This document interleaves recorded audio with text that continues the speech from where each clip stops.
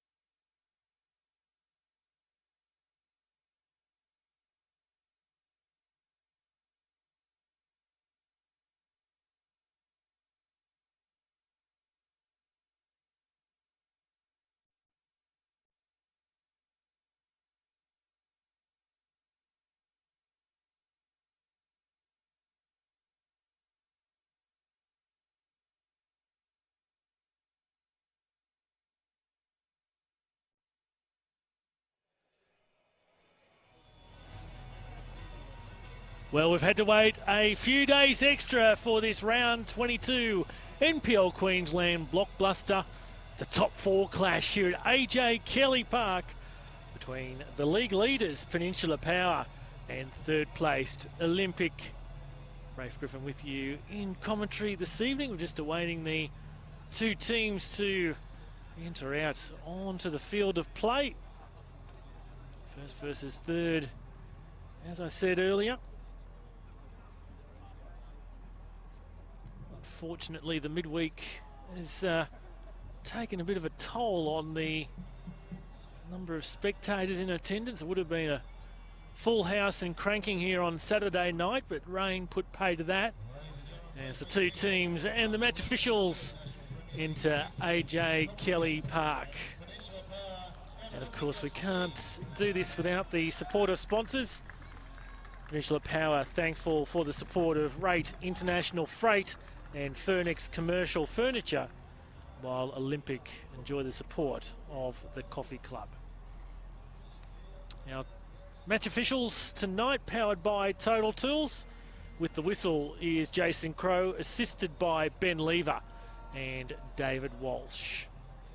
So Peninsula and Olympic in their pre-match formation. We're just going to pause here for a moment for a minute's silence for the passing of the mother of Peninsula Power manager Dave Wells. So we'll just pause for a moment for that moment of silence. And she's the mother of our team manager here, Dave Wells, and also club photographer Kylie Wells, and grandmother to Jordan and Megan Wells. Ladies and gentlemen, 1 minute silence. Thank you.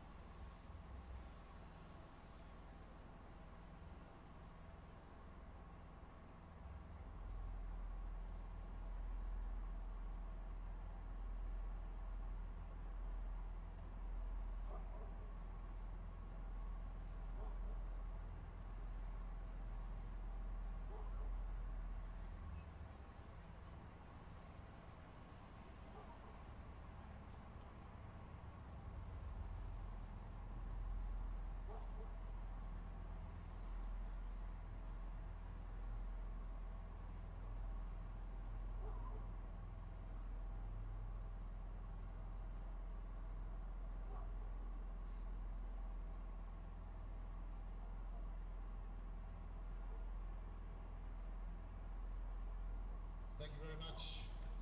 So our thoughts go out to the Wells family, a massive part of the Peninsula Power Club. Dave in the technical areas, the Peninsula Power manager. Kylie is the photographer. And Jordan Wells is, as you can see, those signs on the far side, is a massive part of what they call the Blues Brothers, the support club here at Peninsula Power, so we can pass our condolences on to the Wells family. Let's take a look at the two team lineups for this evening. The matchday squads in goal for Peninsula is Jake Reesby, 4 Daniel Cunha, 5 Chris Jansevsky, 7 Dean Briggs, 8 Josh Woolley, 9 Brenton Fox, 10 Todd Strickland, 12 Alex Warrilow, 15 Sam Roper, 16 Luke Plummer, 17 Jimmy Fairgrieve, 19 Mitch Bird, 20 Trent McAvoy, 21 Matt Heath, 23 Sam Cronin, and the reserve keeper is Jared Pollock. Peninsula Power coached by Aaron Philp. For Olympic, Brandon Cumineo in goal this evening, 2 Jack Glover, 4 Kristen Waters, 5 Steve White, 7 Shelford Deus, 8 Kazuya Ito, 9 Chris Lucas, 10 Alex Smith, 11 Jez Lofthouse, 12 Costa Saros, 14 Eric Panzer, 17 Danny Driver, 19 John Philippe Lazam, 22 James Cumineo, 29 Matt Mundy, and the reserve keeper for Olympic is Dakota Sprant, and they're coached by Ben Carr. So the two teams in their final pre-match huddle, a bit of a surprise sprung by Olympic in their starting lineup. The team sheet indicated that Jez Lofthouse would start. It's been a late switch. Costa Saros now in the starting 11. Lofthouse starting from the bench. Looks like Peninsula will have first possession in our top 4 clash from the NPL Queensland, our round 22. One of our matches of the week. We'll talk about the other one that's in progress at the moment. So we're underway, round 22 of the NPL Queensland. Peninsula Power playing host to Olympic FC. It's Glover playing back for his keeper in Brandon Cumineo. Lazam just slips over there. And the early foul going Olympic's way. I was told earlier on that it was all set to go on Saturday afternoon, and then a little bit of more rain came in and put some surface water here on the surface at AJ Kelly. And that put paid to the match being played on Saturday night. Jake Reesby in the warm-up for Peninsula Power. Just had a few complaints that the surface was a little bit slippery. Had to change his boots. And as this game plays out, you might see on this near side, right in front of our camera position, it's quite boggy in parts there. Struggles to get the sun with the trees that are behind us in the aged care house. It's about to come out into this area now, this boggy surface out here, but posing no issues for Deus that time round. Plays it infield for White. Tackle comes in from Cunha. Complaints coming from the Olympic bench. Referee will wave play on, although White's been fouled in that action, no. So free kick here to Steve White, early doors. Peninsula defenders lined up on the edge of the penalty area. As this free kick's driven in by White. Smith! Flag goes up for offside though. So the ball ends up in the back of the net, but it's chalked off. Smith caught in an offside position, and David Walsh immediately stuck up the flag, the experienced former FIFA assistant referee. Of course, made that great sacrifice last year in donating an organ to his sister.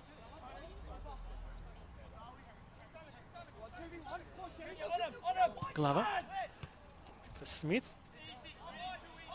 Brings it into the attacking half for the visitors. Cut out by Plummer. Briggs is out to chase it for his side, but could only tuck it away across the sideline on that far side. James Cumineo. Lazam's there if he wants. Steads comes for Glover. Deus is creating some room from inside on this near side. White. Smith.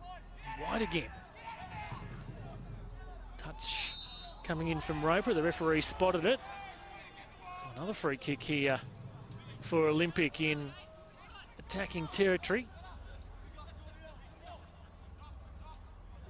This time Smith in cahoots with White. Saros starting to drift forward. Option is Smith off the right foot or White off the left. 3 in the wall for Peninsula. And will it be? It's left for Smith. It takes a heavy deflection off the wall, but caused no issues for Jake Reesby in the Peninsula power goal. So first versus third coming into this fixture. Peninsula, 17 wins and 3 losses so far in 2019. Top of the Pops, 51 points, although the gap has narrowed over the last few weeks. Just a 1 point gap back to second place Lions now. There's the Olympic fans in the small stand over the far side start to get in full voice. Forward by Glover, and this will be too far for White to reel in. 53 goals for Peninsula, 24 against. That makes them third best in terms of goals scored and the fourth best defence. Last round suffered a big 4-0 loss to the Gold Coast Knights. Gold Coast Knights are able to replicate that round 7 FFA Cup victory. Before that, Peninsula were on a 3-match winning streak, but that was ended by the Knights. Deus. White this time. Inside the box, defence from Jensevsky. And number 5 for Olympic, Steve White, just happy to take the touch off Jensevsky and out for a corner. So, inside the first 5 minutes, all the attacking coming Olympics way so far. Deus is going to go and man mark one of the defenders and stand on the goal line. Now he presents an option short over his head. Glancing header missed by Alex Smith. And now it's Peninsula who try to launch the counter-attack. Fairgrieve, it looks like he's beaten one. Trying to get around Glover now. Fairgrieve right in front of those Olympic supporters on the far side. Is there a foul? The assistant on the far side certainly thought so. Olympic supporters let their views on that decision known. So Olympic had 2 free kicks of their own now. It's Peninsula with a chance here to try and find the opening goal. Players clumped around the edge of the area. Now they break for this free kick that's put in high. Attempted not on from Cunha. Looked like Mundy got a head on it for Olympic. Desperate scramble away by Olympic. And now it's Smith. Forward for Lucas, the leader in the Golden Boot in the NPL Queensland for 2019. 23 goals so far for the former Palm Beach and Gold Coast City man. Making his return back to Queensland this year. And speaking of Olympic, currently in third place. 14 wins, 2 draws, 2 losses. So they have 2 games in hand on their opponents tonight. And 6 points behind Lions with those 2 games in hand, so still well and truly in the race for a top 2 finish. Massive 66 goals scored this season.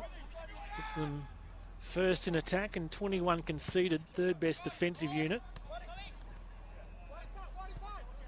And in the last round, a big 4-0 victory against the Sunshine Coast Fire. Cronin intercepts. As they come to the races, do Peninsula. Briggs trying to dance around Cumaneo, and it's the other Cumaneo in Brandon in goal. He gloves that one.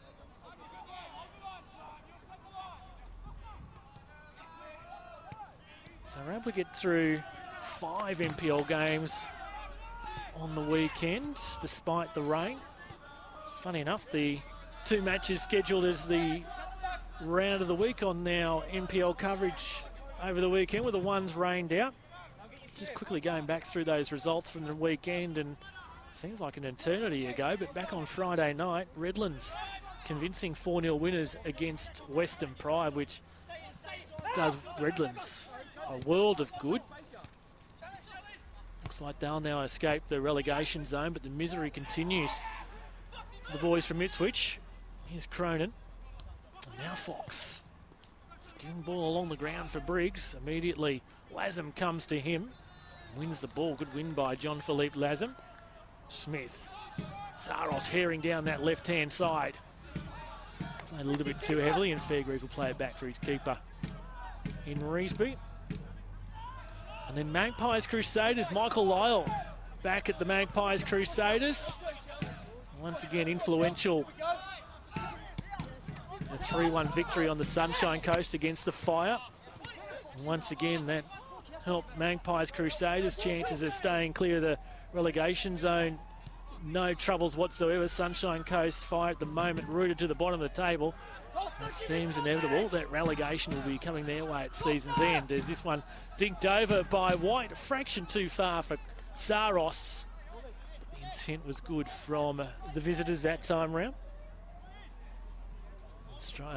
Lions extracted some revenge for Brisbane Strikers, knocking them out of the FFA Cup. Successful journey for Warren Moon's men to Perry Park on Saturday night, and a 4-1 victory over the Strikers keeps them in second spot. As I said just now, 1 point behind Peninsula. This is Briggs. Once again dealt with by the Olympic defenders. Deus helping out his counterparts back in defence. Eastern Suburbs' chance of making the top four took a massive dent, going down 3-1 at home to Brisbane City. And the other match played on the weekend, another bit of a surprise. Moreton Bay going down heavily. 6 of the best for on the Brisbane Raw Youth, who won 6-1 against the Jets. And of course, the other match, the Gold Coast Derby, was called off on Saturday night. That now is being played down at Coplix. We've got dueling coverage tonight. Simon Smale down on the Gold Coast for that one.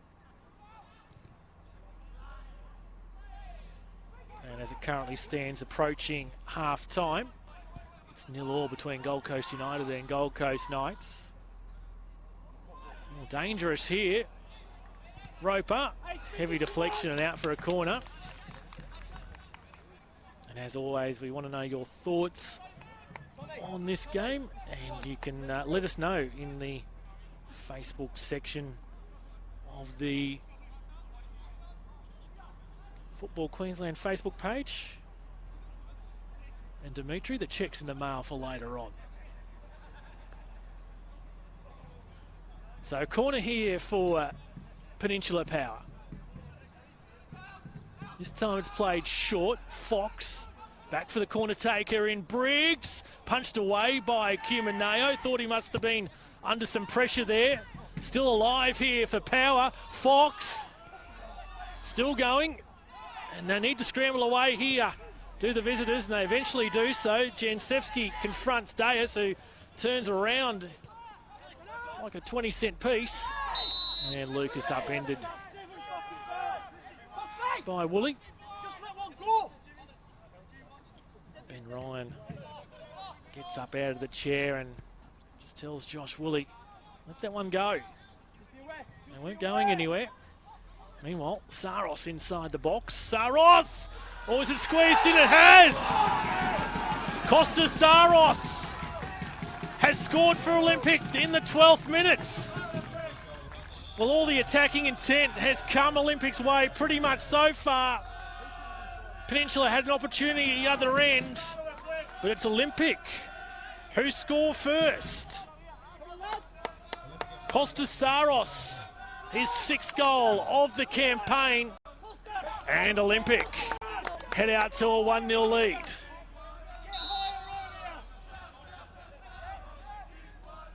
Ben Ryan, I was speaking to in the pre-game and indicated that the first 20 minutes would tell how his side would be up for this evening. Apparently they've been training well, trained 4 nights last week, and another session might have been last night, I think he was telling me. And here's Lucas, just a fraction too far, and if there's a judge of what would happen in the first 20 minutes, well, it's not good signs here from the home side so far. Lions supporters will be cheering.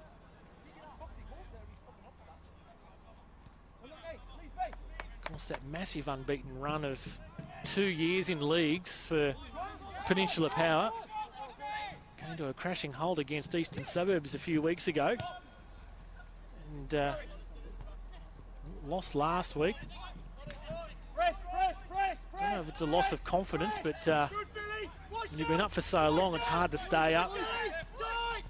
As I said earlier, just coming back to the pack a little, Peninsula Power.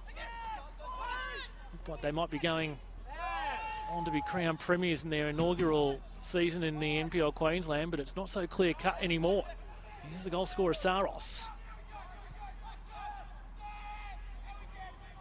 Q&A of the James variety.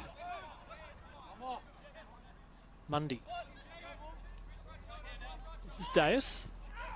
And White goes down looking for the free kick. It's signalled by the assistant. And first yellow card of the evening. Coming out for Tommy Strickland of Peninsula Power. Referee over to check on the welfare of Steve White. Slowly getting back to his feet. Last time round is a convincing victory for Peninsula Power at Goodwin Park. 5-1 victors on that occasion. Not going to have it their own way tonight, based on the first 15 minutes.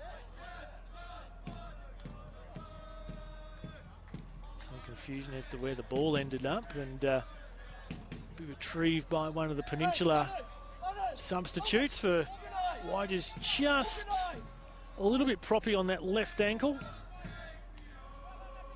2 in the wall for Peninsula. Just being asked by the assistant, David Walsh, to make sure they stay back the required 10 yards. So White again. This time it's poked back stick and couldn't be dealt with there by Panzer.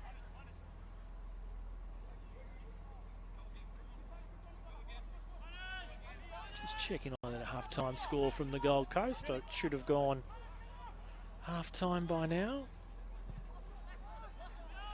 And it has indeed, and scoreless at Coplix between Gold Coast United and Gold Coast Knights. The top 4 have really jumped ahead of the rest of the field, and be tough for Gold Coast United to try and find a top 4 position now, but Gold Coast Knights, their motivation is to keep in touch with the top 3. And it's poked away there, straight to the feet of Reesby in the end by Steve White.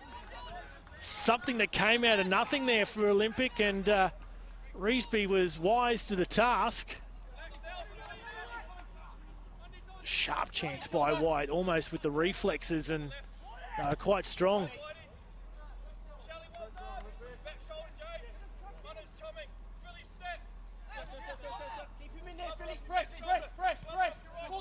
Press is the call from the Olympic technical area. Peninsula eventually find a way out of their own defensive third. Straight to Olympic, however. Alex Smith, always a threat for Olympic, or indeed in any team he plays in. Still got the quality about him, the former A-League man. Lazem, just in that boggy part of the pitch. Ball still rolling pretty truly though, but it's very soggy underfoot. Good win by Glover, who turned it over straight to Strickland, however. Smith once again, the fancy footwork. Great ball for Lucas White. And now lofted ball for Saros that he chests down, tries to do the 180 pirouettes, come off the legs of the Peninsula defender, but not enough venom on it for it to cross the goal line, and mopped up by Reesby.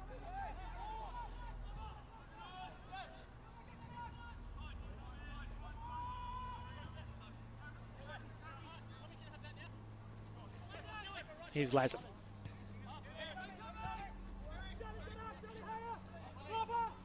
As I said earlier, that late change by Olympic in their starting lineup, with Costa Saros coming into the 11 and Jez Lofthouse starting from the bench. It was something that Peninsula were worried about, that change of Saros starting.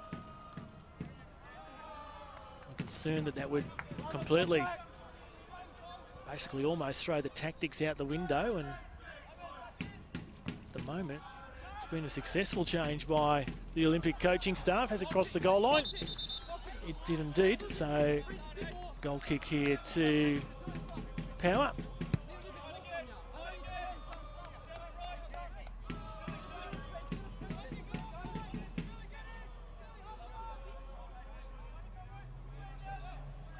You might be watching in from Cairns this evening, the Community Cup in full swing, day 3. It's either being completed or in the process of wrapping up for the day up there in Cairns. Players from across the 10 zones of Football Queensland have congregated up there. Briggs. Now Saros for Olympic. Real carnival of football, from what I've heard, up in the far north, giving the kids from under 12s to under 16s and 17s good opportunity to play representative football, boys and girls. Heading up there tomorrow myself to join in and see what's going on. Looking forward to seeing what's taking place at Endeavour Park. Finals on Saturday morning in Cairns. So if you're watching in from the FQ Community Cup, hope you're having a great week up there. I'm sure the football's being played in good spirit as well. Was he knocked over there, Roper? He's going to take the opportunity to try and have a quick throw in, but except the problem with that is the decision won't be going his way. Tom Strickland over for a chat with Ben Ryan in close proximity to the technical area. Ben Kahn giving some instructions for Alex Smith to come nearer to this touchline. It's a great viewing position here we have at AJ Kelly. We can hear the thoughts of both technical areas. 3 men immediately come to Briggs. Cunha with the touch through from Cronin and Strickland. Here's Woolley. Tries to dance around Deus, taking it to the byline, and will be content to get a corner for his side as we approach the midway point of this first half. It's certainly gone very quickly. Take an opportunity to take a quick look at the stats. We wait for this corner to be taken. Second ball on the field.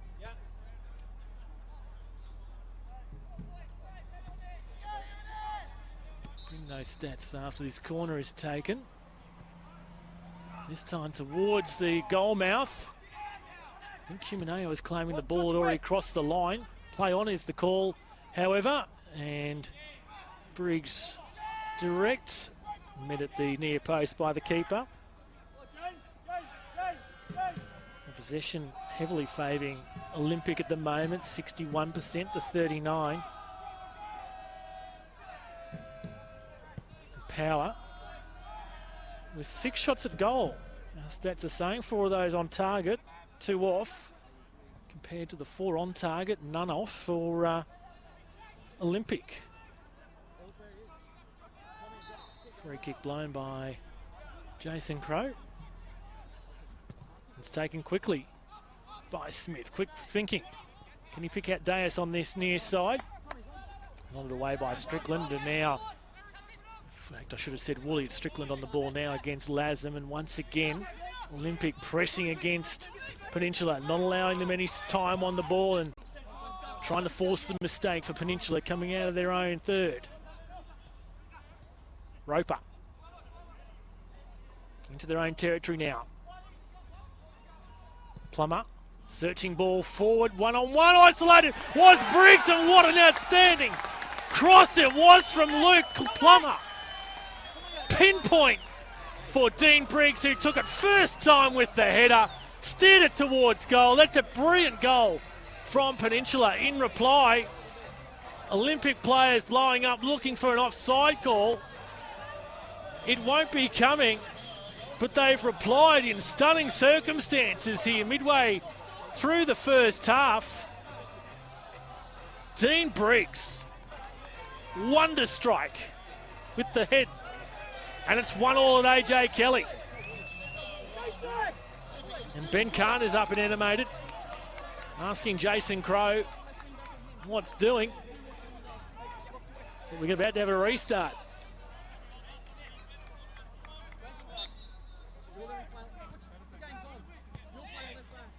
No complaints until the cross was delivered and the goal scored. Here comes Lucas looking for an immediate reply to go ahead again. Smith, he does so! Olympic, basically straight from the kickoff, have put themselves ahead again. And it's Alex Smith, 8th consecutive match that he scored now. His 14th of the season. And just when Olympic were back on parity after scoring the early goal, Alex Smith, a minute later, puts their noses ahead again. So what a 60 seconds it's been at AJ Kelly. Power found the equaliser. And then Olympic back ahead once more. Game on. That should spur Power into action. Strickland goes down, no contact, says the referee. Chipped over by Deus in search of Lucas. What response is going to come here from the home side? Forced was a mistake, was it? Might have been Jansevsky, actually. No, it wasn't, it was Strickland. And the Olympic supporters have found their voice again. What do you think about that, folks? Saros on his bike. Good work by Plummer. Just a reminder once again, you can let us know on the Facebook page what you think of this game. You might be watching in while it's half time in the Gold Coast Derby.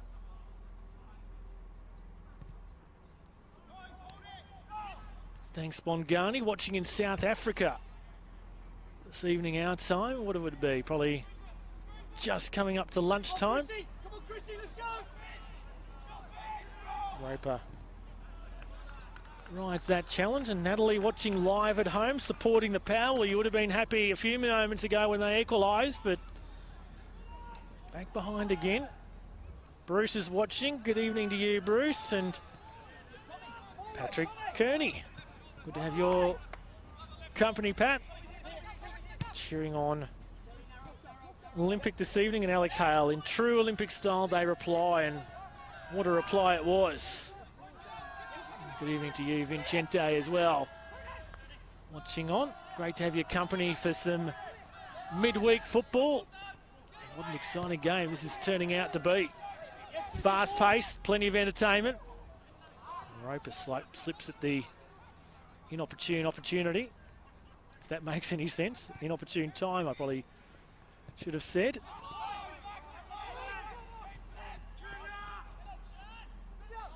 Junior, this time once again. Olympic restricting the space, an ironic cheer going up from the Olympic supporters because the flag goes up this time from Ben Lever on the far side.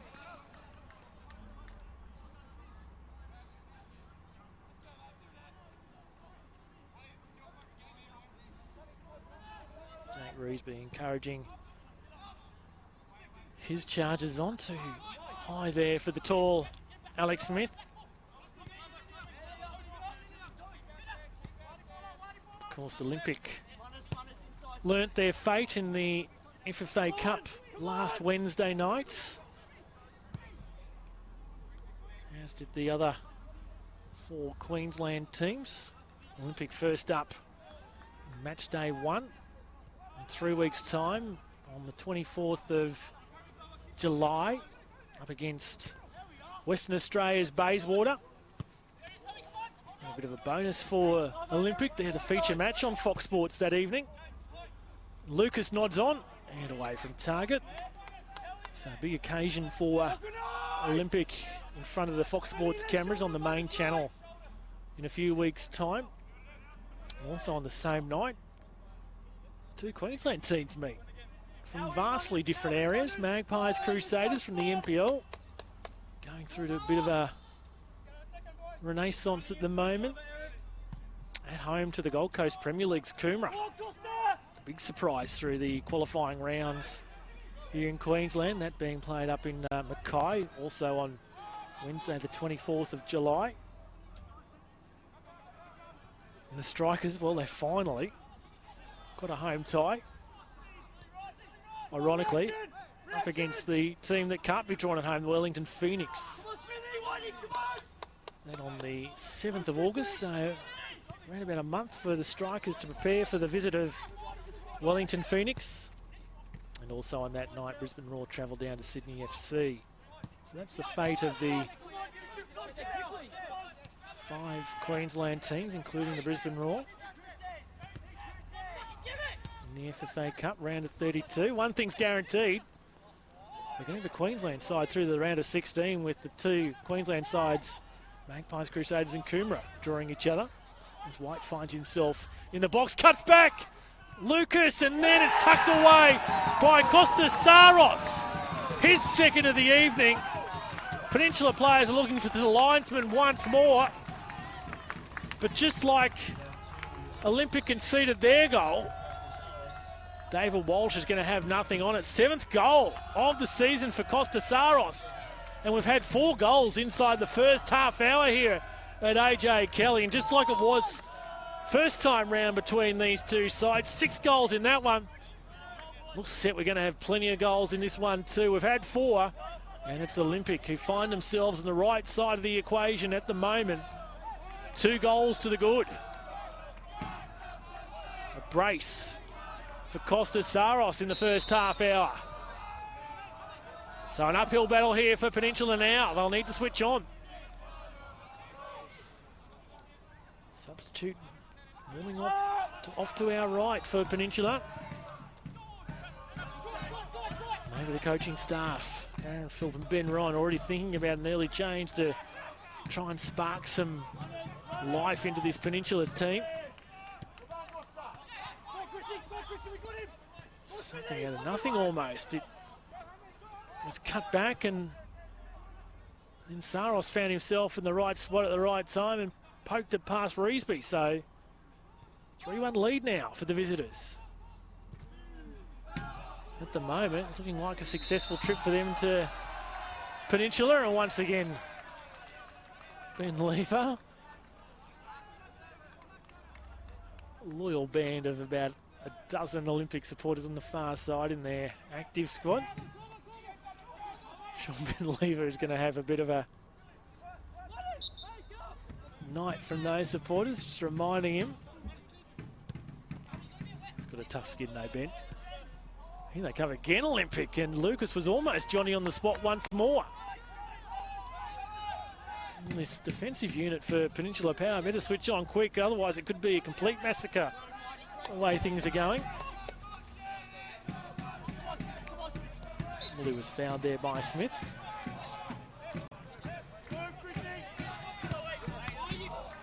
Josefsky has moved out to the left back position. It looks like Strickland into the middle. Don't know if that's just a temporary thing or more permanent. We'll keep an eye on that. Cronin. Here's again Cronin. Roper. Trying to squeeze in between the two defenders.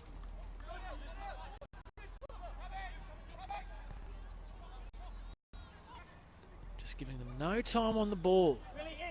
Our Olympic, and that's just upsetting the flow that Peninsula are looking for. Forced into moving the ball on quickly.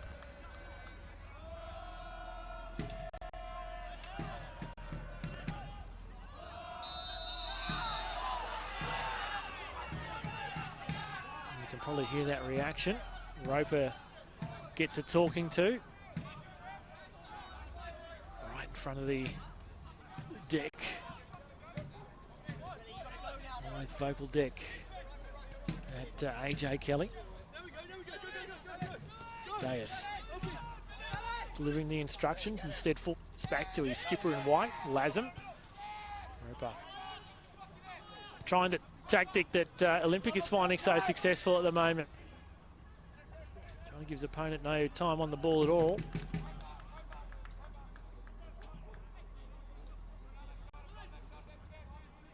A slight fog rolling in at AJ Kelly prior to kick-off. It's cleared for the time being. Cool night on the Peninsula.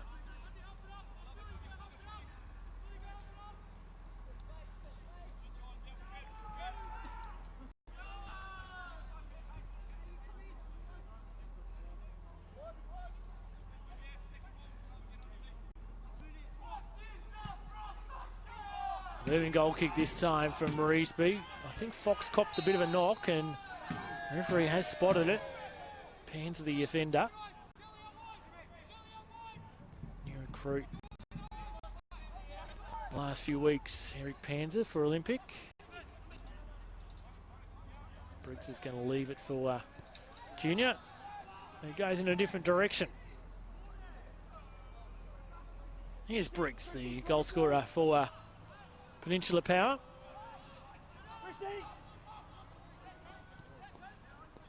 Oh, almost won there by Smith. Olympic will it come away with it, however. Now again they launch another foray. White.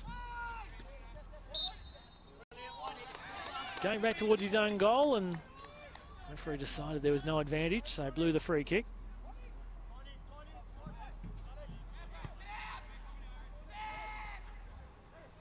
Here's Panzer.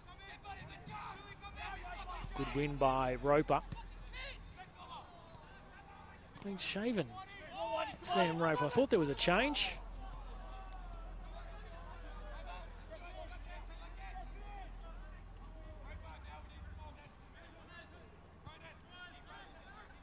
James Cumineo.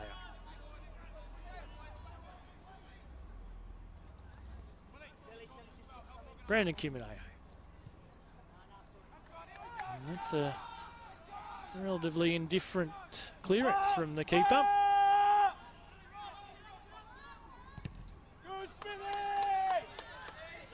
Blocked by Smith, poked through. Can Saros run onto it? Indeed he can. He's got two already. Tees up Lucas.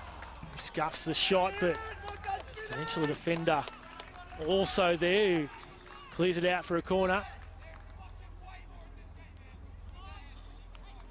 Well, Jake Reesby doing the best, trying to give his side some confidence, saying that his side's well and truly the more in the game. The scoreboard doesn't reflect that at the moment, if that is indeed the view. I'll say it's positive from Reesby. That's all that can be said as Lucas nods towards goal, but once again, this time to the left of the target.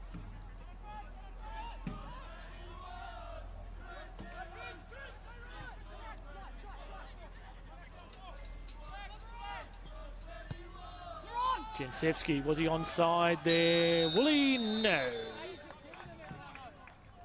Pretty obvious one for the assistant on the far side to call. Once again, helped out by the Olympic fans.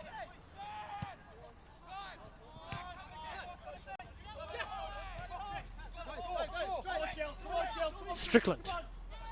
His opponent was Mundy. I'll leave it for Briggs. Holds it up momentarily. Cronin couldn't find a teammate. Second chance here for the home side. Once again confronted quickly by two Olympic players. Strickland on for Fox. Mundy will just shield this one. Didn't get enough run on it for to cross the goal line, and gives Peninsula Power back the ball once more. Here's Briggs, and he can't reduce the deficit to one. on that occasion. Scooped up by Brandon Cumineo, who throws it out for his brother James.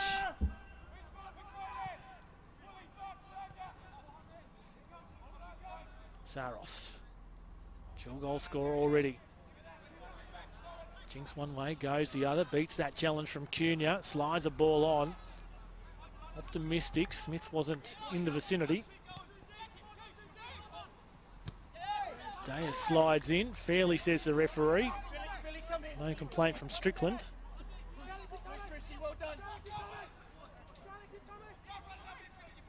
Jensevski, the former Noosa Lion. Lazem, easy collect for him. And has he overhit it here, Lucas? It's just going to hold up pretty well here for John Philippe Lazem. White, Mundy, and Lucas with his back to goal. Squeezes it through for Mundy, who finds himself in the box up against Sam Roper. Forced out towards the sideline, Lazem. Oh, didn't anticipate a Deus, but it's going to come off okay in the end. Sliding challenge in from Roper, who's done himself some damage himself there with that challenge. Down on the haunches. Smith dinks one over, and Lucas tries to take it first time. Couldn't get any purchase on it. And the counter from Peninsula. Roper slowly getting back to his feet. And the referee is going to book Costa Saros. I just had one eye in the background on Sam Roper, so I didn't quite catch that one, but Saros goes in the book for a challenge on Briggs, and just off to our right, right down that yellow card.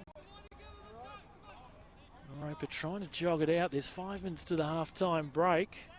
Trying to walk it out. In fact, he can't even break into a jog at this point of time. So he's got 5 minutes here in the first half to see whether he can work this problem out, and then if he can get through to half-time, he's got a quarter of an hour to work on it there.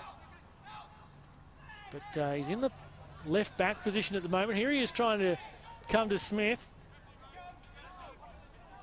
White through for Lucas. Flag stays down.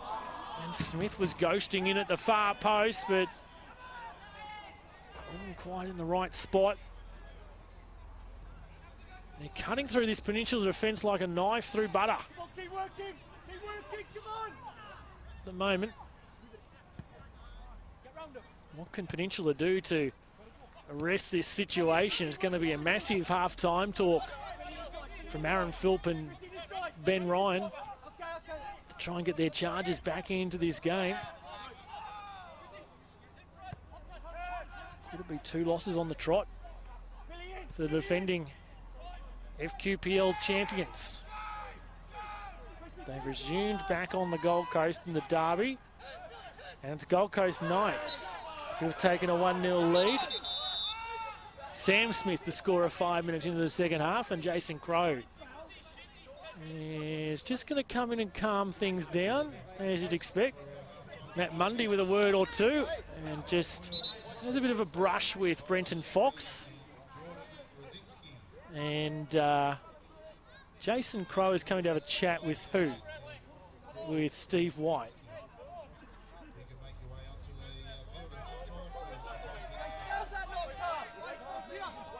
So Ben Kahn asking how is that not a card? He might have just claims.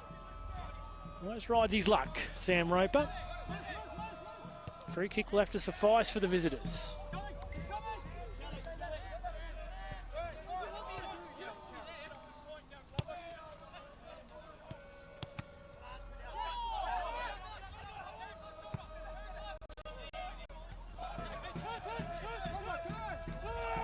Plenty of thoughts on the Facebook post this evening. It's great to have your company. It's always good when you're commentating to know that there's someone watching out there with you and giving their thoughts, so thanks for your comments. Kaylin McGill, Olympics said they would destroy power and they were right. Come on, lads. Well, certainly coming true so far. Alberto predicting a comeback from power to get up 4-3 over Olympic. You heard it here first. Well, a bit of a miracle at the moment, Alberto, but as I said, the half-time team talk could present anything. And once again, there's a scuffle on that far side right in front of the assistant. Fox is involved, I think Mundy again. Referee Jason Crow, well, he's going to have to keep a lid on this. It's been threatening to break out at certain points. Now he's going over for a chat here, Jason Crow. Surely he'll have to take some action here just to say to the players, I'm in charge and we need to cut this rubbish out. No card. Chat on the run to Daniel Cunha. Ben Kahn asking the questions of David Walsh. Well, there's a minute to half-time, and as I said, he's going to have a bit of a challenge here, Jason Crow, to keep the lid on this. Half-time break might just provide some respite. Keenly contested between these two sides. Bit of an interchange between the two technical areas. Here's Lucas.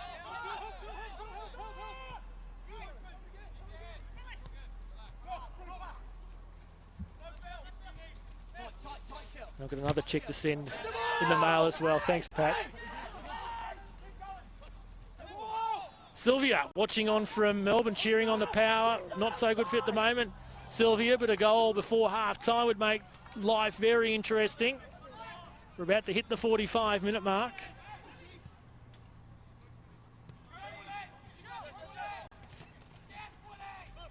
Deus, and he just runs out of the room and copped a little bit there. And now right in front of us, this is what had to happen. Deus has pushed Strickland. Technical areas involved, Mundy and Cunha, usual suspects also in there. And I said this was threatening the ball over. There's a yellow card out for referee Jason Crow here. He's having a chat to Deus on the run. Deus collects the yellow card. Let's just listen to this.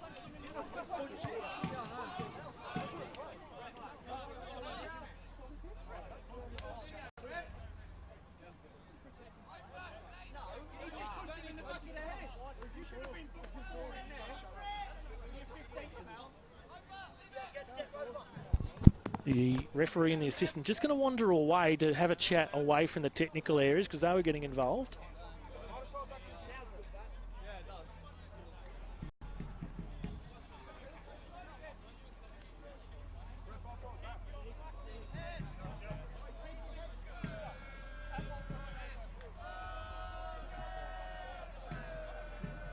So there's some numbers being written down. Will there be some further sanction here? So chat to Jason Crow to the Olympic technical area.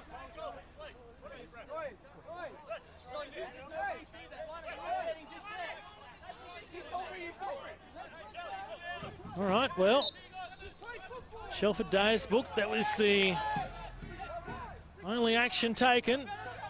Mundy, he has to keep a cool head. And there was the bloke that was pushed into the camera stanchion in Woolley. So late corner here for Peninsula after some drama. One last chance potentially to pull back the deficit to 1 before the break. Oh, glancing header from Cunha. He does exactly that. Well, tonight we're seeing goals coming out of nothing. Once again, that was out of nothing. Poor defending from Olympic on the stroke of half-time. And Daniel Cunha pounces. Goal in stoppage time to Daniel Cunha. And that's going to send Peninsula into the break with some confidence. Didn't look like they'd be able to reduce the deficit, but they found the decisive goal, or a goal at least. And that's going to make life interesting in the second half. Can't be too much time left here in stoppages.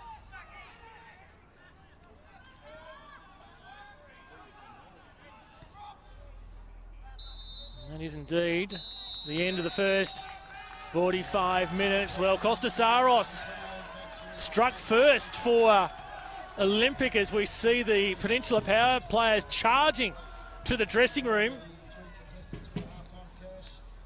He scored in the 12th minute.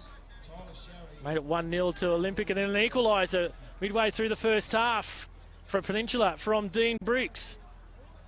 And then an immediate reply from Alex Smith to put Olympic ahead again, 2-1. Kostasaros scored his second of the night on the half-hour mark to put Olympic out to a 2-goal advantage. And then right on the stroke of half-time, in stoppage time, Daniel Cunha found an unlikely goal for Peninsula, and at the break, that's how we've ended up.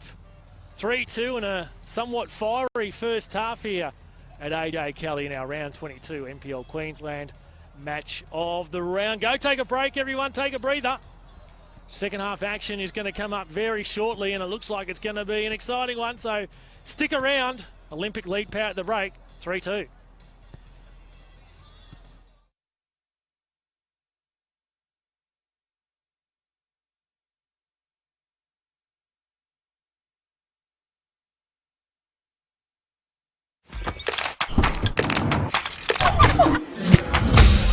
Why do I play football? Why do we play football? I play for fitness. For competition. Community spirit. It's healthy and safe. And fun. I play for celebration. What's your reason? Join our team.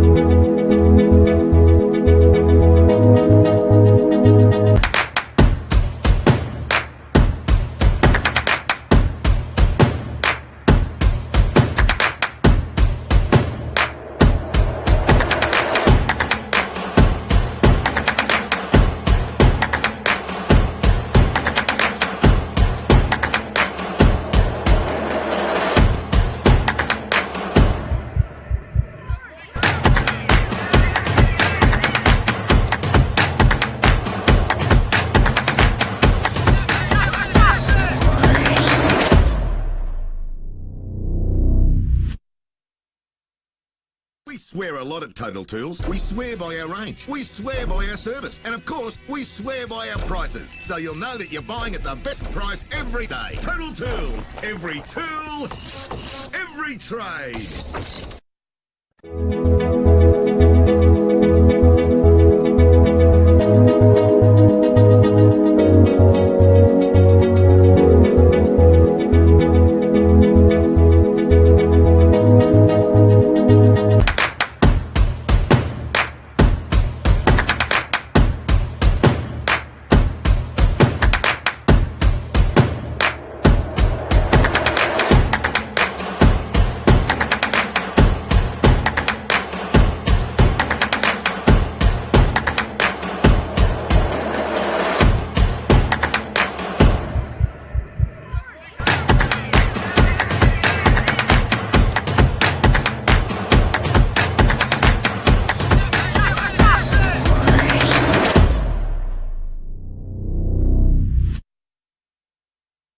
We swear a lot at Total Tools. We swear by our range. We swear by our service. And of course, we swear by our prices. So you'll know that you're buying at the best price every day. Total Tools. Every tool, every trade.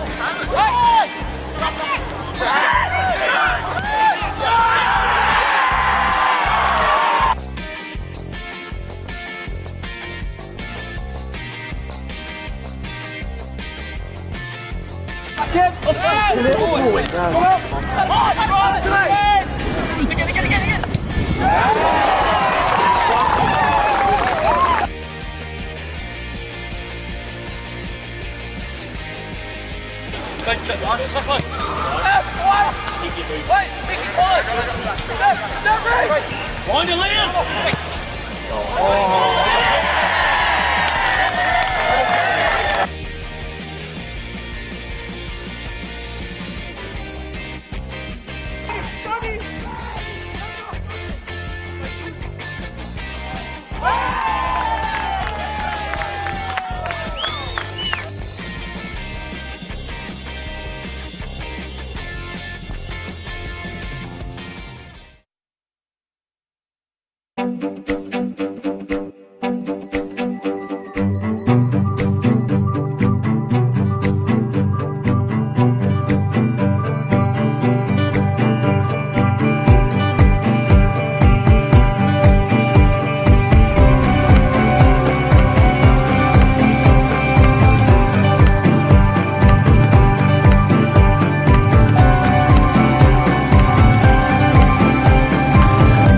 My name's Nathan from Skyfleet Hino. We're based at Eagle Farm in Brisbane. What you're looking at here is our 500 series FG 1628 16-tonne GVM vehicle.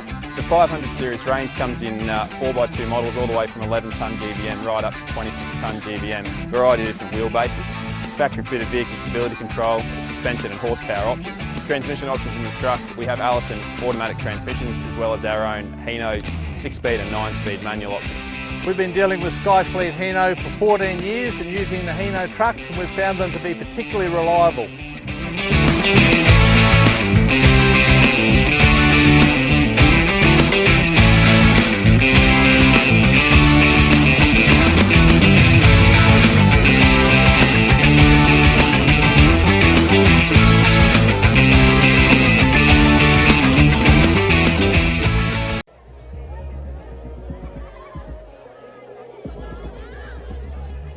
Don't be afraid, don't hold back, just come and do it. You know, we're a bunch of old women that got involved and never done it before, and we have a lot of fun, so come and do it.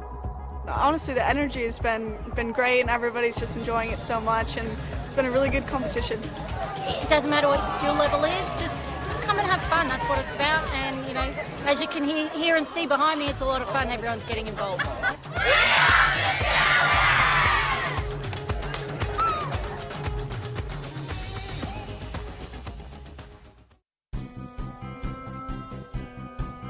It's a great opportunity, these carnivals, for players to measure themselves against other players around the state. Our kids have learned a lot of lessons. We've had some very challenging games, been good quality games, and it's been a good exposure for the players that don't get the opportunity to play this level of teams to get the challenges and move forward with it and learn from the experience. Well, I see the SAP like the foundations of a house. We're trying to develop the technical skills needed to play at the high level. I think in 2020, through the success of the carnivals we've done this year, is probably to invite SAP teams from around Australia and make it bigger. So rather than them playing teams that they're used to playing, they'll play against teams from other states.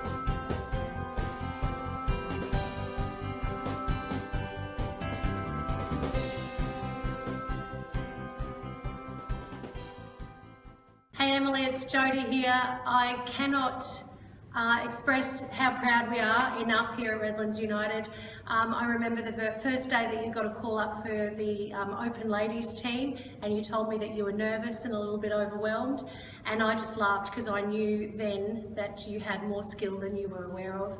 And now here we are a decade later and you're in the Matildas, and I know that you can't be nervous because you've got this and you are going to smash it. From all of us here at Redlands, thanks so much and good luck, Matildas. 1, 2, 3, Matildas! Look, Emily at the World Cup from Cleveland District State High School. Yeah, Emily! Go Matildas! Go Matildas! Good luck in the World Cup. Katrina, you're my hero. Good luck! Good luck in the World Cup. You'll do great. Go Matildas. We love you. Good luck in the World Cup. Good luck in the World Cup, and I hope you have fun. Go Matildas. Go Matildas. Hi. Good luck. Hi Mackenzie, David Brand here from Burley Head Soccer Club. Just a quick message to wish you all the best for the World Cup. The club is really proud of your achievements, as we are proud of all of our Gold Coast girls and all of the Matildas. So on behalf of Burley Head Soccer Club, all the best and bring home the World Cup. Thank you very much. Go Bulldogs! Go Mackenzie! Go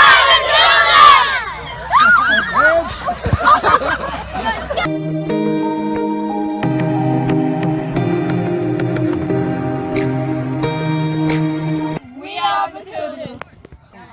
We are Matildas. We are Matildas. We are Matildas. We are Matildas. We are Matildas. We are Matildas. We are Matildas.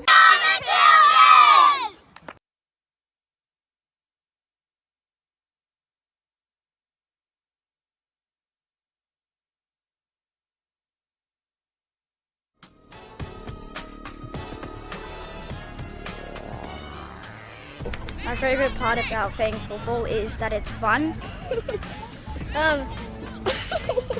Because it's fun. It's competitive. Improves your ability to do stuff. Because it's fun and you get to have fun and meet new people.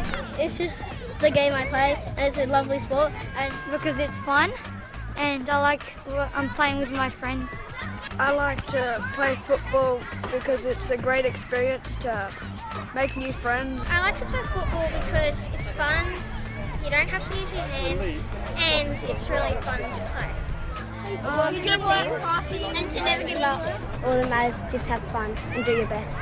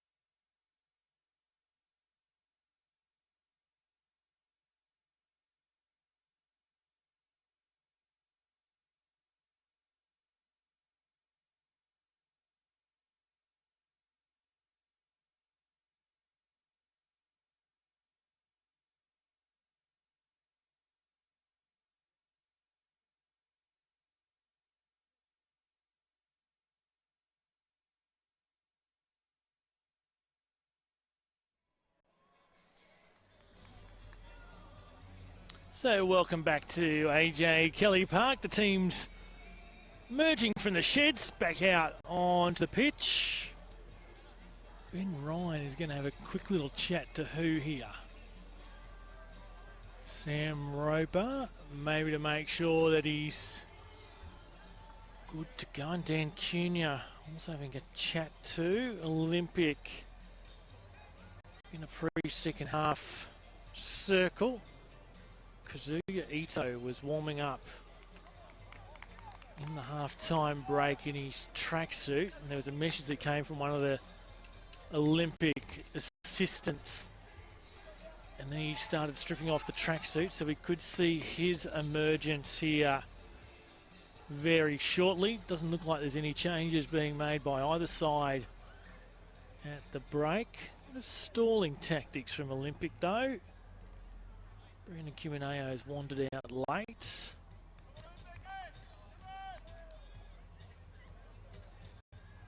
If you've just joined us, I know where you were probably in the half-time break. You're probably watching a Gold Coast United versus a Gold Coast Knights.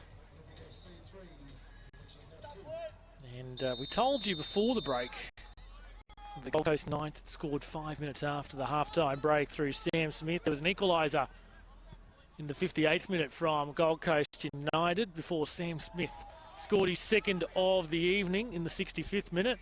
We're now another 15 minutes along from that, 10 minutes from full time. The Knights lead United by 2-1 in the Gold Coast Derby. We're going to focus our attention here at AJ Kelly. Fiery first half at times. Costa Saros with the brace for the visitors. They're ahead 3-1 in stoppage time in the first half before Daniel Cunha breathes some late hope into Peninsula's chances in stoppage time. 3-2 at the break, and as we start this second half.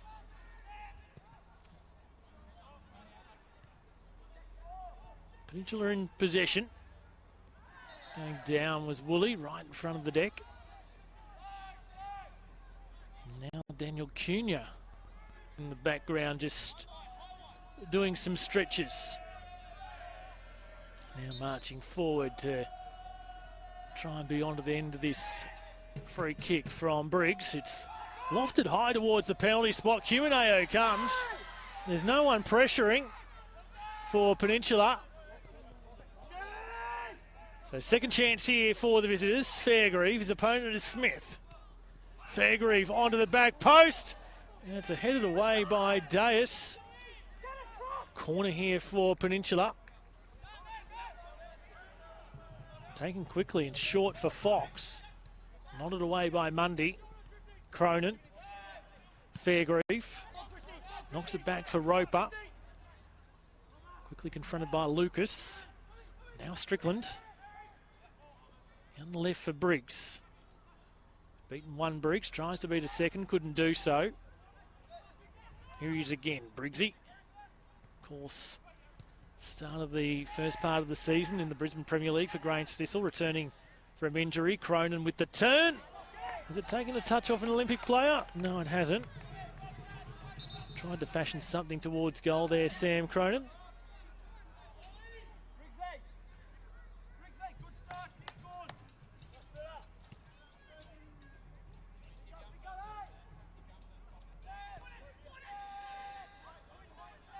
So short this time, Brandon Cumineo. Towards the halfway for Jansevsky to nod back to the keeper. No rush. No real pressure. Cronin's just going to have a bit of a wander. And Cumineo will eventually handle the ball. Well, that's not the best clearance. And Cumineo is going to turn out okay. Mundy nods on for Smith. Now looping down the left-hand side is Saros. Bit of confusion there between Fairgrieve and Reesby. Peninsula escape. Fox for Cunha. He's going to run out of room, is he, on this near side? Turns over possession. Smith. Saros with a brace already. Mundy confronted by Cunha. Was there a free kick? Yes, says the referee.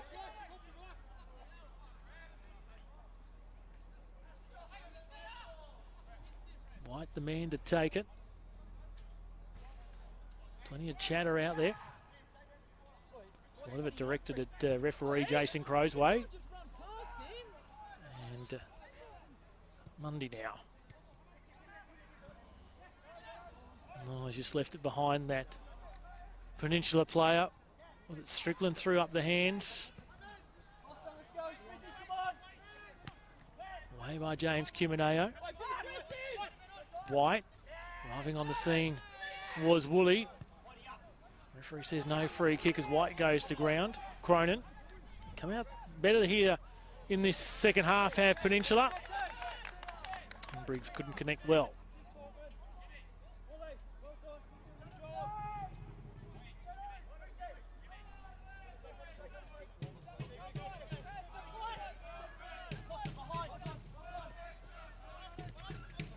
Mundy's opponent is Cronin.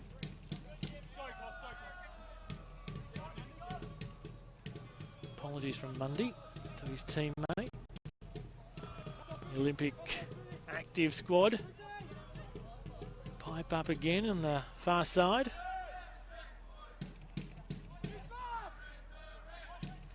Here's White getting to the byline, then lost it high towards the back stick and dealt with by Reesby with Lucas lurking. Again won by Olympic. Here's Lazem. Cut back for Smith. And moving out to the right was Reesby. Just got 1 mid on it to prevent it going towards goal. Always got to be careful of Alex Smith. Can turn nothing into something very special very quickly.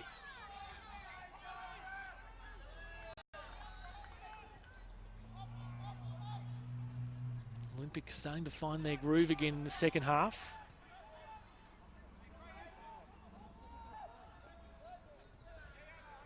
Once again, that pressing game coming into action, forcing the turnover from their opponents.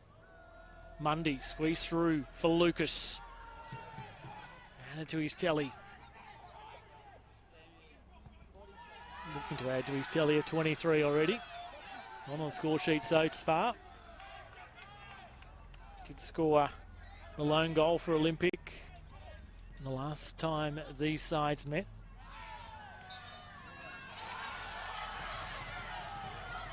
I'll let the deck tell the story on that one. Lazem's been booked.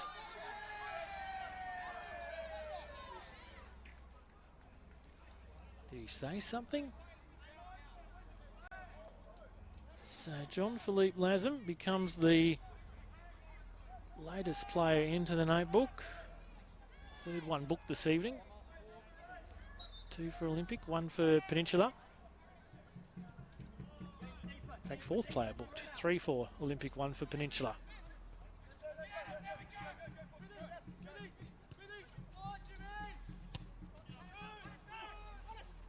Here's Mundy. Smith nicks in. He's got Saros inside of him. He's going to go himself. Alex Smith! Second goal of the evening for Alex Smith to restore Olympics' 2-goal advantage. He immediately goes over to the supporters. Well, Smith, he just picked up the ball.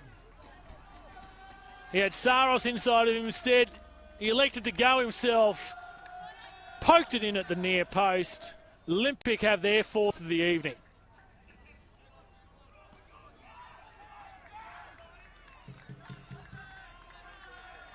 Well, Peninsula came out the better in that first 5 minutes or so. But just in the last couple of minutes, Olympic have regained the ascendancy again, and they've been rewarded with the first goal of the second half. So just like we had in the first encounter between these two sides earlier in the season, we've notched up half a dozen goals. Still another 35 minutes for more goal action here though. And for Peninsula to try and rescue something out of this game, and Fox is going to try and do his best here. A little back heel for himself. Goes down, no contact, no real complaints either. Well, driving in was Cunha. Here comes the yellow card.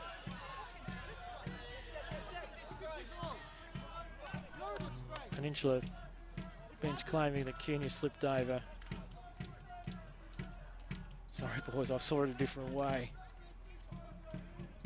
Cunha was always going in for Smith there, and was well and truly collected.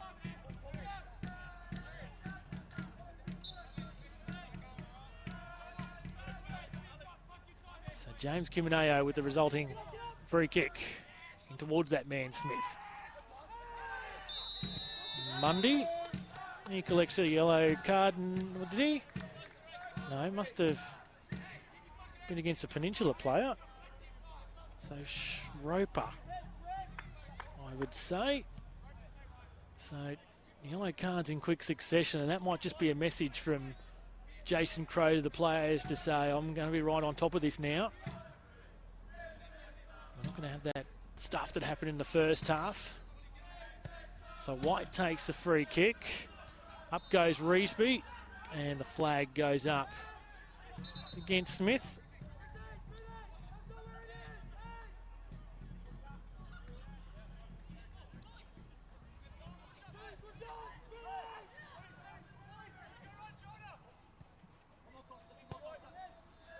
An equaliser down on the Gold Coast in the 82nd minute. 2-2 between Gold Coast United and Gold Coast Knights. That's in the 89th minute. Exciting finish coming up there. Might be in for the same here potentially as well. Peninsula with half a chance there. So about to head into stoppages, and Gold Coast Knights will be disappointed if they can't collect all 3 points. Would set back their chances of going for the premiership in their first year in the NPL.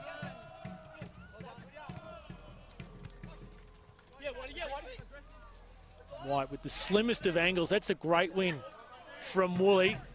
Comes to naught in the end, and now Smith finds himself in some room, and Deus is going to be almost one-on-one with the keeper. Jansevsky arrives on the scene, puts it on for Lucas, who should have made it his 24th of the season to extend his lead in the Golden Boot. And instead, he sent it into the street behind that southern goal. Not too many better opportunities will come Chris Lucas's way.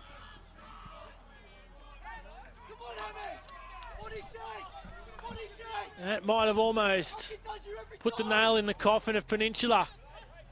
Had that filled the onion bag at that left-hand side. Not to be for Chris Lucas, as Cronin finds himself confronted by 3 Olympic players. Great win from Mundy, trying to beat Cunha. Oh, was White bundled over there. Might have been an accident from Woolley. And now Smith. And Smith has gone down. He's not, now he's getting back up. Might have been trying to milk that one a little. The experienced Alex Smith. Briggs, that'll be the man that Peninsula will be looking to find some inspiration. There's Cronin from the tightest of angles. Couldn't find an angle to goal though. Looks like a change that I flagged about to be made for Olympic. Kazuya Ito now coming to the substitution area.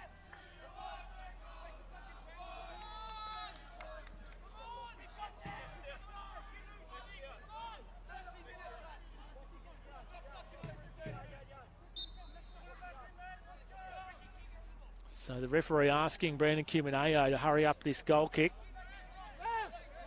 Into stoppage time on the Gold Coast, still 2-2.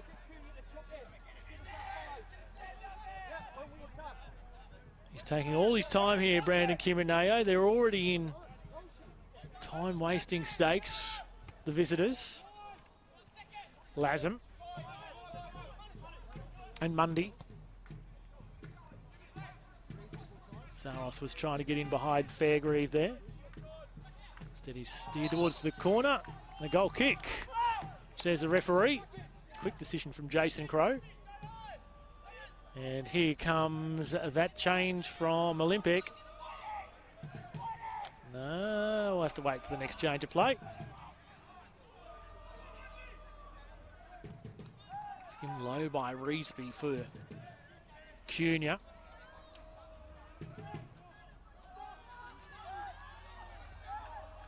Bit of confusion. Deus wasn't sure whether he should play at the ball, leave it for his keeper.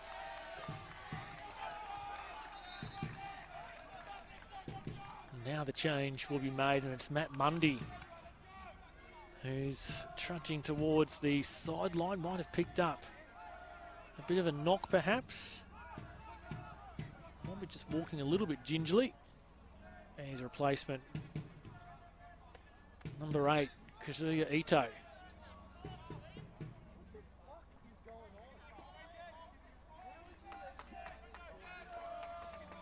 So Kazuya Ito makes his entrance. Matt Mundy's shift is done, an hour in.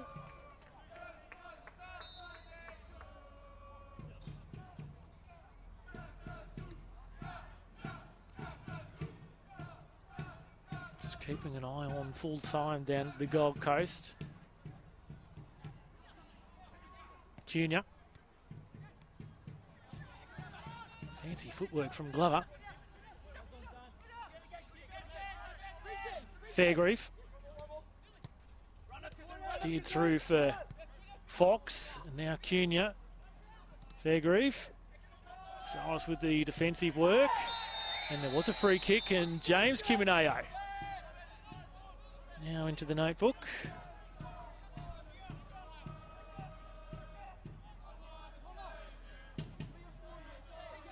Fox was the man infringed on.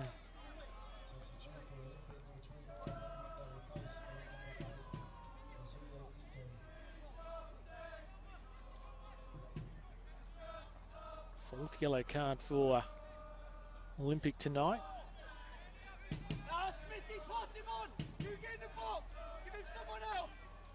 Ben Khan just advising Alex Smith where he should be positioned.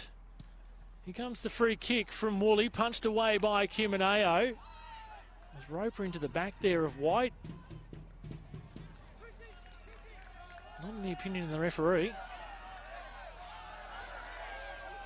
And once again, the deck voicing their disapproval, and it's full time on the Gold Coast. And Gold Coast United have come back from behind twice to force a 2-2 draw with Gold Coast Knights. So as I said, that's not helping the Gold Coast Knights in their quest to finish top of the table at the end of the season, currently sitting in 4th position. And good evening if you have just joined us, if you have been tuning in to the Gold Coast Derby bonus action here from AJ Kelly Park in our second NPL Queensland match of the round. Rafe Griffin with you in commentary. We've just passed the hour mark. And if you have just joined us, Costa Saros opened the scoring for Olympic in the 12th minute. And midway through the first half, Dean Briggs scored an equaliser for Peninsula Power, but basically straight from the kickoff, Olympic put themselves ahead again. Alex Smith was the goal scorer that time round, and here's Saros, who's already on a brace.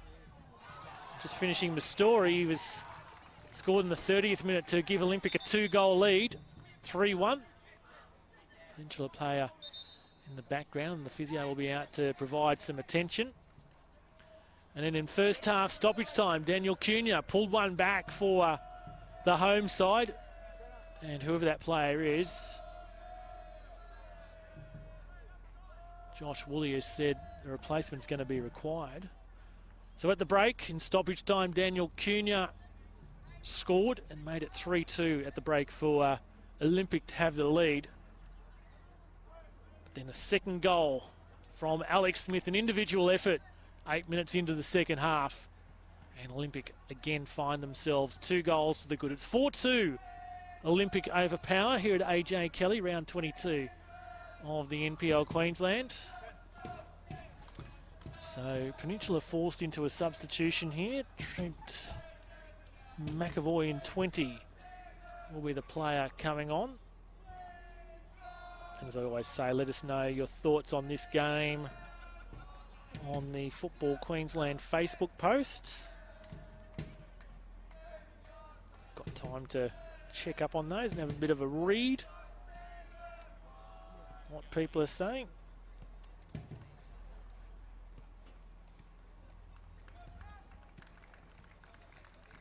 Juan Blanco watching his nephews James and Brandon Cumineo in action.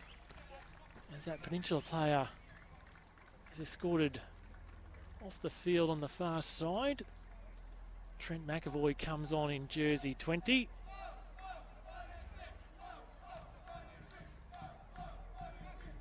Where's the player who's gone off? Is it?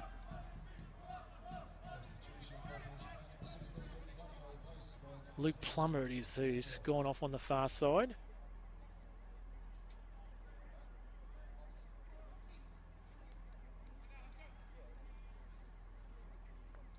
So play will restart with an Olympic corner. So both sides have now made one change each.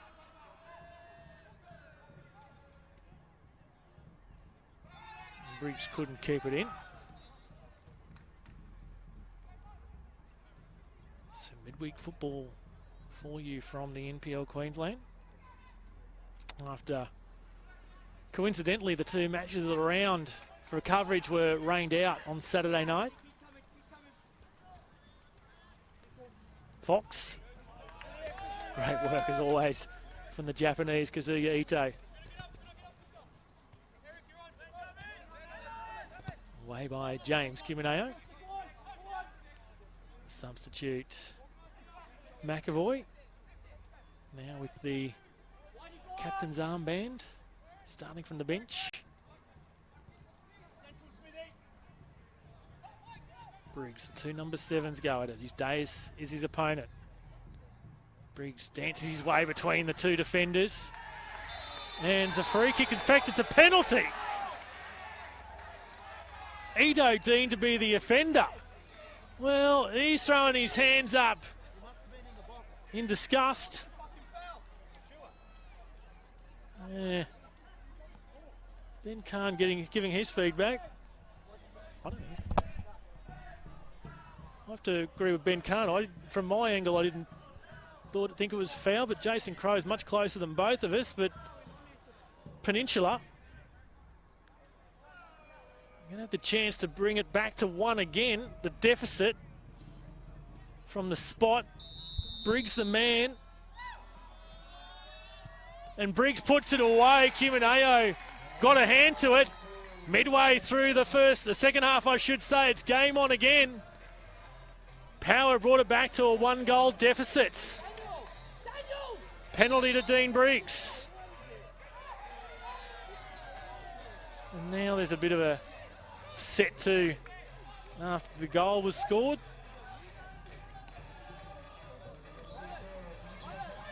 So Dean Briggs scored in the midway point of the first half, scores from the spot midway through the second half, and Kazuya Ito still having a chat to the referee as Olympic now make their second change of the evening, and Jez Lofthouse coming on in jersey 11 to be replacing Costas Saros. A brace this evening in the first half. Well, just when it looked like Olympic were cruising to the 3 points, Peninsula have thrown another spanner in the works. Chris Lucas, will he be left ruining that effort where he skied it over the bar from close range earlier on in this second half? Would have almost sealed it for Olympic with that goal, with a 3-goal lead. It's now back to a 1-goal lead though, and Lofthouse looking to make an immediate impact. I've got to say, I don't agree with that penalty decision, by the way. I didn't think there was much in it. I'm not sure why Ito would have made a challenge like that in that area. He would have known what was going on. Anyway, the goal stands. At least it makes for an exciting end to this game. Just over 20 minutes plus stoppages remaining. Long throw by Jensevsky. Target was McAvoy. James Cumineo. And will we be able to reel this one in, Jensevsky? Played out by Panzer. No, it wasn't.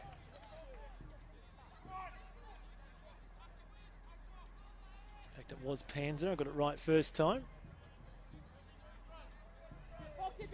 Another long throw this time, and it's a Bit of a goalmouth scramble. Olympic clear away from danger. Well, that goal has given Peninsula some confidence once more.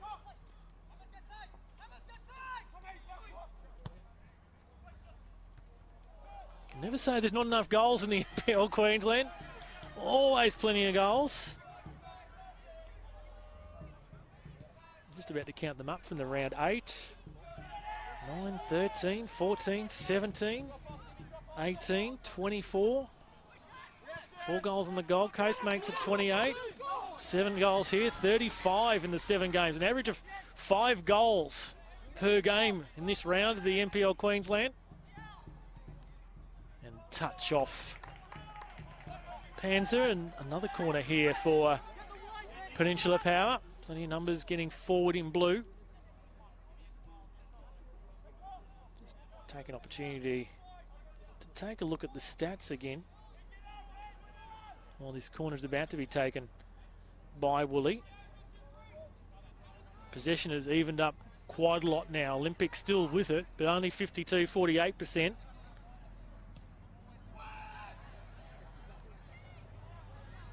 And that'll go out for a goal kick. 11 shots at goal for Peninsula, 7 on, 4 off target. 12 for Olympic, 9 on target. They've been better with their shots on goal. 3 off.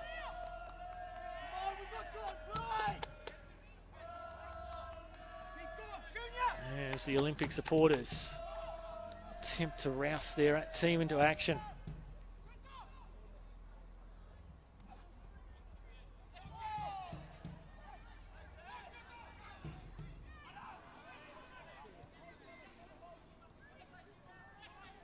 John Karaluka watching on from Lygon Street in Melbourne. Great to have your company, John, cheering on Olympic. You're going to have to cheer harder if Peninsula can find a goal here. Running out of room was Briggs.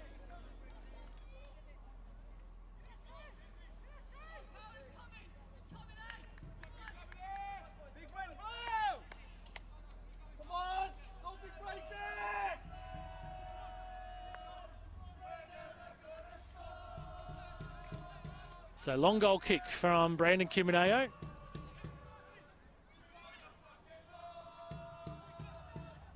Strickland.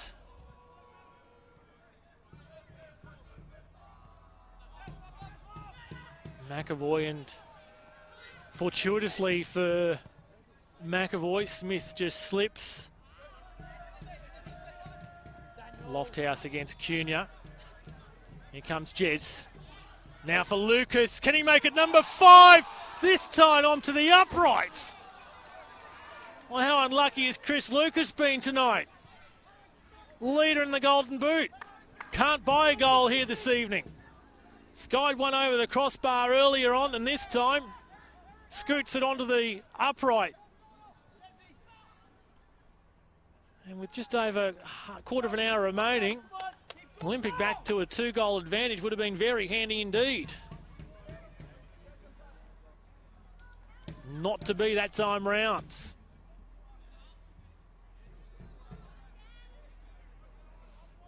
Is it one of those games where luck is now favouring Peninsula and they can sneak a late draw? On the balance of this game, Olympic certainly deserved their lead.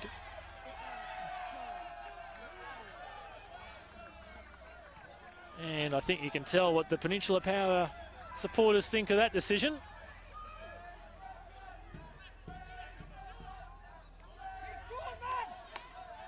Ben Ryan urges his charges to keep going. Forget that decision, move on.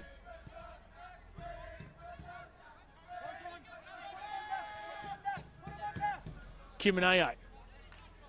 On for the substitute Lofthouse, who was collected by McAvoy. It was innocent enough, and then Lofthouse has given away the foul. Lofthouse with a very expressive face.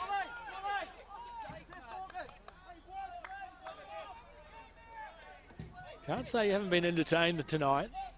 Been a very entertaining game indeed. 7 goals. As that breezes over our camera point into the retirement village behind us. 7 goals, plenty of fire in the first half. 7 yellow cards. 7 the lucky number at the moment. It's a free kick? Yeah, free kick. Going Peninsula's way.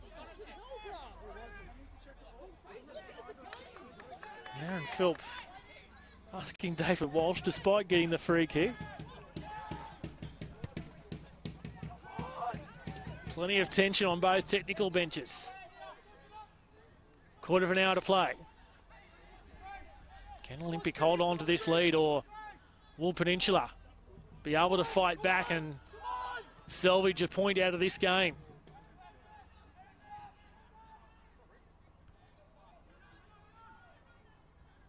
As it stands at the moment, the table, let's see Peninsula on top with 51 points.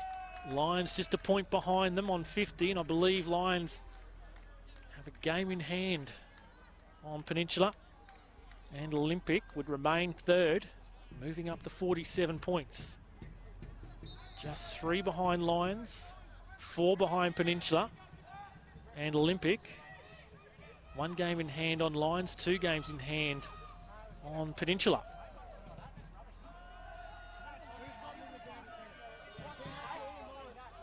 Here's Lazam.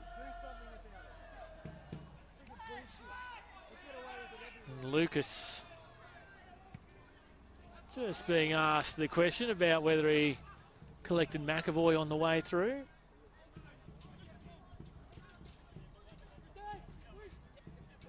James Kimineo. Target is Lucas. We copped a heavy knock there, did White, but referee's going to allow play to continue. It was Woolley who copped White very hard, who's limping just left of camera. It's becoming a bit scrappy now, and yeah, White's out of the action momentarily, trying to work out that knock. Meanwhile, Fox for power. Sizes up James Kimineo, dances one way, then the other. Couldn't cut back for the advantage of his teammate, Cronin. Players starting to run out of legs potentially on this heavy surface. Smith, still evergreen though and fresh. Another incursion into the box, forced sideways though. Smith is going to try and loop it over and picked out by Reesby. Yeah, and White, is he down in the centre circle? Peninsula not willing to play the ball out. Ben Khan urging Lofthouse to get back and help out in defence. Play still going to continue despite the inconvenienced Olympic player sitting in the centre circle, and Kimineo will throw it straight out. So Steve White will now be able to receive some attention, and Peninsula about to make their second change of the evening. Mitch Bird, the recent recruit from Western Pride, will be the man coming on in jersey 19. Who shall he be replacing? We'll find out momentarily. Looks like Fox is coming to the sideline.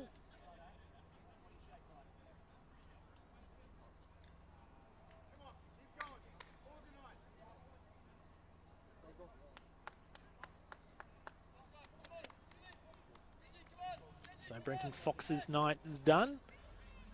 Mitch Birds is about to start. And White is going to limp gingerly to the sideline after receiving some attention. He'll try and work that out. David Walsh just asking if Olympic want to change. They say no for the time being. Some consultation happening with the physio, who's reporting back to Ben Khan now. So Steve White is going to get to the sideline. He's being asked questions of the coaching staff as to whether he can continue. He's going to try his luck and come back on, but he's still limping very heavily, clutching at that left ankle. So play restarts with the ball being given back to Brandon Cumaneo. White jogs back out onto the park, moving a little bit more freely now. Immediately, Josh Woolley just gives a low 5 to the returning Steve White. So no hard feelings from Steve White. 10 to play. Olympic with this slim 1-goal lead.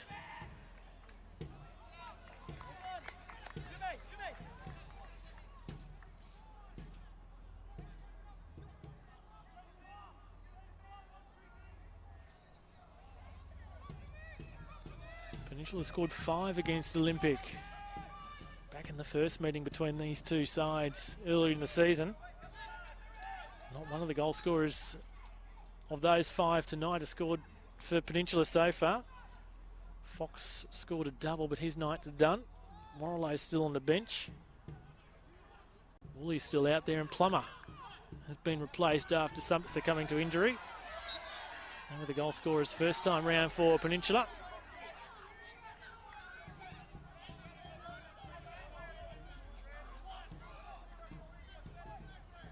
Matt Heath and Alex Warrilow just warming up off to our right for Peninsula, hopeful of getting some action in the remaining 8+ stoppages. Olympic in no rush to get this ball back into play. Glover. Deus thinks it over for White, who looks to be able to operate at full stretch now.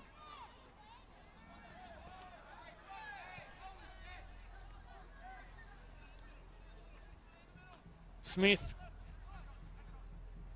Lofthouse. 2 blue shirts come to him. Lofthouse pokes it through for his own advantage. The net ripples, but it's only side netting. Although he might have earned a corner for his side. Indeed he has, Jez Lofthouse.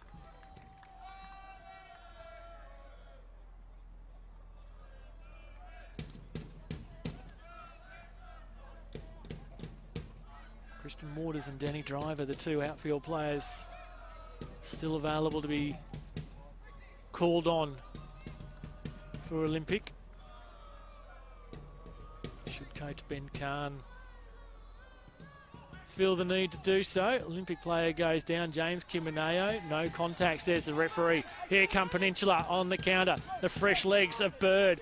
Deus comes to him. So too does Ito. Great win by the Olympic duo. White, end-to-end stuff at the moment. Here comes White again. He hasn't got too much around him in support. Smith tries to dance on the pirouette. Fairgrieve blocked by Lofthouse. Peninsula hemmed in there. Defensive third for the time being.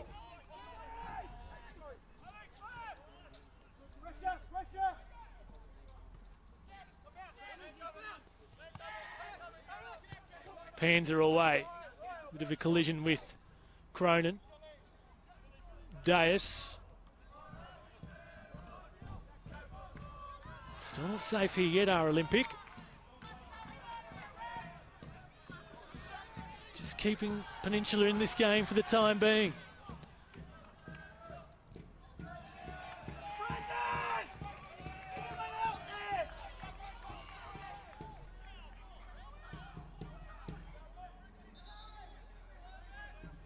Yeah, I thought it was a Olympic throw-in. Optimistic by that Peninsula player on the far side in Tommy Strickland. And third and final change being readied for Peninsula. Matt Heath will be on momentarily.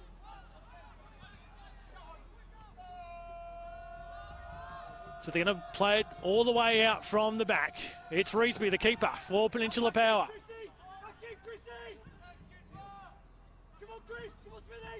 Bit of disputed ball in the midfield. Peninsula through Strickland for the time being. Fairgrieve. Bird. Touchback for Fairgrieve. Ito comes to him. Cunha forced to stretch out. And now delightful ball. Played by Latham. Can he put it away? Here, Lucas again! Second time onto the upright. Well, Chris Lucas, 3 chances now to ice this game. 1 skied over the bar, 2 onto the upright. Just not the night for the Olympic striker. Free kick, relieving free kick going Olympics way. Third and final change coming for Peninsula. And it'll be Matt Heath in jersey 21 coming up against his former side. The team he came from a few weeks ago. On for Josh Woolley. So 5 minutes to play plus stoppages. And Peninsula's bench has now been emptied. James Cumineo remains down. Sitting, stretching out. Perhaps a bit of cramp.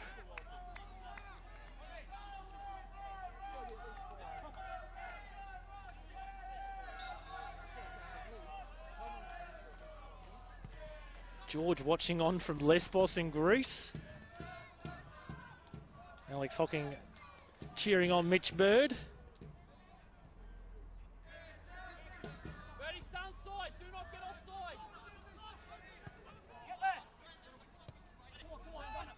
Bit of gentle ribbing of Steve White on our Facebook comments coming in from Tolga from the Gold Coast.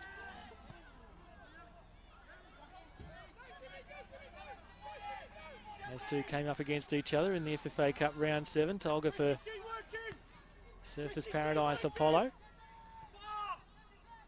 Surfers Paradise Apollo did a great job against Olympic that afternoon too, by the way. Couldn't quite get the win, however, and Olympic progressed through to round of 32. And as I said before, the national televised game in match day 1 on the 24th of August at Perry Park against Bayswater from Western Australia. 3+ stoppages now.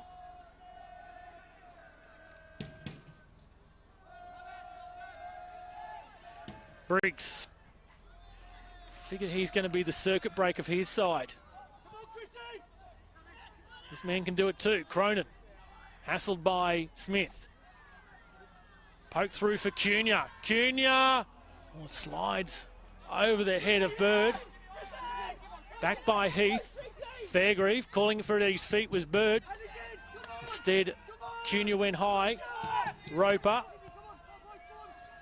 Now Strickland. Cunha. That Olympic defence remaining stout for the time being. Can Peninsula find a way through? About to make their third and final change, the visitors. Poked on by Heath. Couldn't link up with one of his teammates. And now Lofthouse. He's off to the races. He's isolated on that right-hand side. However, there's 4 blue shirts ahead of him. He's got Lucas central and Smith on this left-hand side. Lofthouse, he might be aiming towards the corner with 2 minutes to play. Peninsula at possession.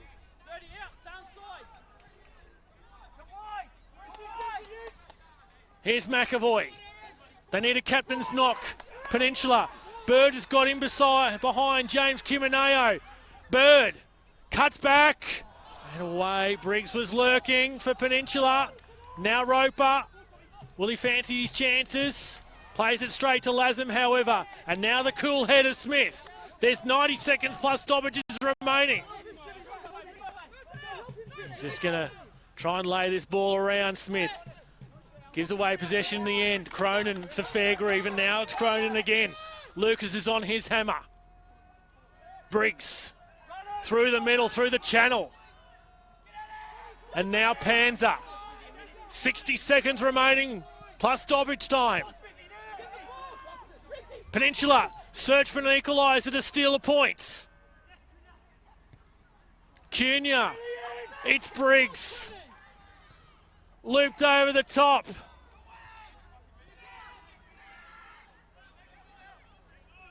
Just steadying the ship is Lucas. Through for Smith. Claims of offside from the Peninsula bench. White wasn't offside, however, and he's just struggling there. 30 seconds plus stoppages now. Latham tries to keep Cunha at arm's length. Olympic decision. And now they'll make that third and final change.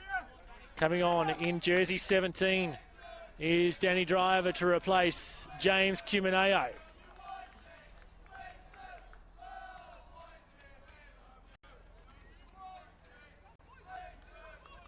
No time to take a break in this match. Been action-packed. 90 minutes has expired. We're into stoppage time. You'd fancy an extra 3 minutes or so. So around about 3 minutes here for Peninsula to try and find this equaliser, or perhaps Olympic can collect the 3 points once and for all with another goal. He'll be instrumental, Briggs. Strickland, Bird's calling for it, into the box where Cunha was waiting. It'll be recycled here. Roper, Strickland, Roper loops down the left. Blocked was the cross. I think it was Smith there who blocked Roper's cross. Jansevsky will try the long throw into the penalty area. Here it comes. Defended away by Olympic. Jansevsky, was he upended? Yes, says the referee. Olympic player and Steve White protesting his innocence. Reesby comes up from goal as well for Peninsula. All hands on deck. It's an indirect free kick too here. 3 in the wall for Olympic. No, he stuck up his hand for indirect originally. He keeps it down, the referee. Fairgrieve. Heavy deflection off his opposite number 17 in Driver. Cunha threads it through for Fairgrieve. There's a clump of blue shirts waiting in the area. Again, Smith on hand. Cunha. Knotted on by Strickland. Can't get clean contact here at the moment, Peninsula. Strickland was blocked, continues on his run. He goes down. Referee says no. I'm not sure he was in the best position to adjudicate on that either. Had a clump of bodies.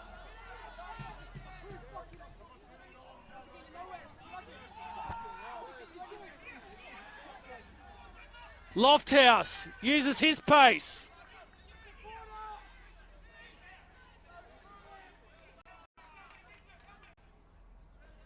White, they're just prepared to play in the far corner at the moment, Olympic.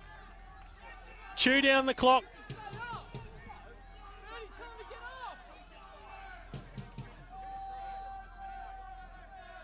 I think we're getting an indication it might be up to 5 minutes stoppage time.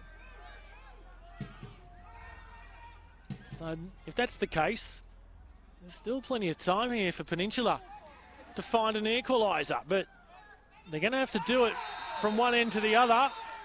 Free kick goes Olympic's way. Another yellow card comes out for a Peninsula player.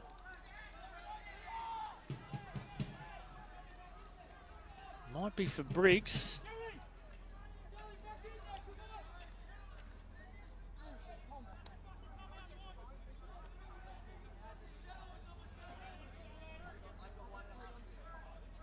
So you'd fancy Olympic will just be content to just keep it in that far corner. Peninsula with the throw in. They're going to have to go the full length of AJ Kelly Park in search of an equaliser. If they don't have the ball, they can't do that with Olympic regaining possession.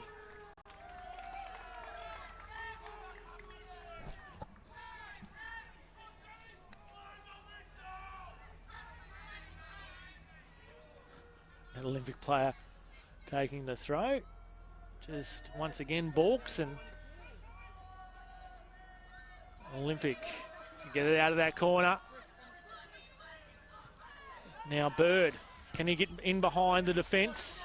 Not that time round. Fairgrieve for his other number 17 in driver.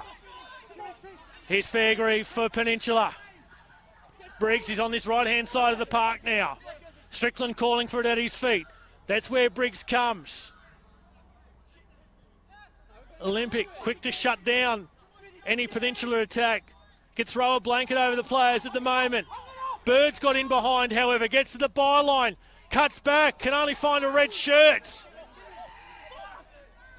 Panzer looks behind in all directions. Smith's going to have to do some work to keep this one in. And Cunha sends it across the sideline.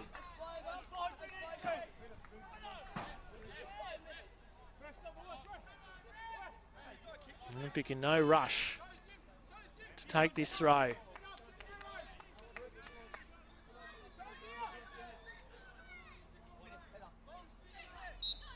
And that is full time.